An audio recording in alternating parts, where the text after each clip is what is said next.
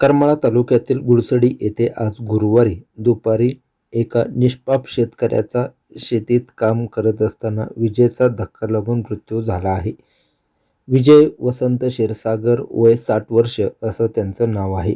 या मृत्यूनंतर ग्रामस्थांनी आक्रमक भूमिका घेत महाराष्ट्र राज्य वीज वितरण कंपनीच्या दोषी अधिकारी व कर्मचाऱ्यांवरती कारवाई करण्याची मागणी केली.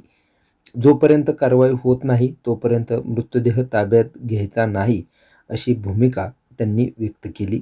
मात्र पोलीस निरीक्षक रणजित माने, भाजपचे जिल्हाध्यक्ष गणेश चिवटे, तहसीलदार शिल्पा ठोकळे व सावंत गटाचे सुनील सावंत यांच्या मध्यस्थीने शाखाधिकारी श्री बारगळ यांनी वरिष्ठांशी चर्चा करून कारवाईचे लेखी आश्वासन दिले. त्यानंतर मृतदेह ताब्यात घेण्यात आला.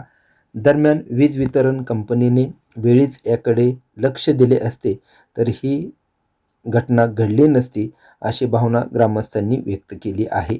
क्षीरसागर हे शेतातील ऊसात तणनाशक फवारणीचे काम करत होते. त्याच शेतात वीज वाहक तार तुटून पडली होती.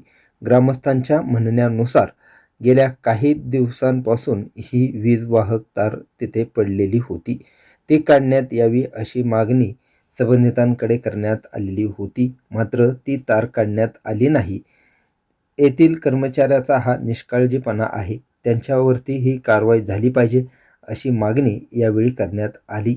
वीज वाहक तार पडलेली असतानाही तिला करंट कसा सुरू ठेवला, सूचना देऊनही तार का काढली नाही, असे अनेक प्रश्न यामुळे निर्माण झाले आहेत.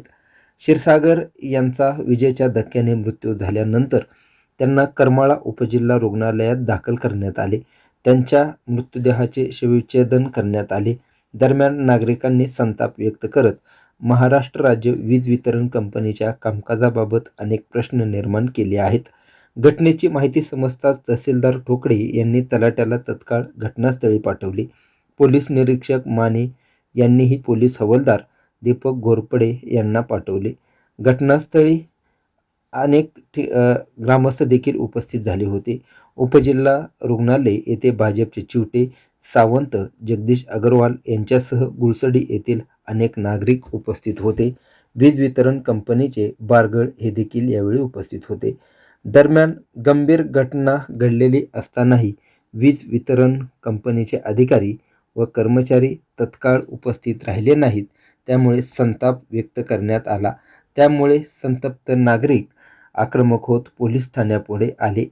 मात्र त्यानंतर महाराष्ट्र राज्य वीज वितरण कंपनीच्या अधिकाऱ्यांनी तत्काळ वरिष्ठांशी संपर्क साधून घटनेचे गांभीर्य सांगितले.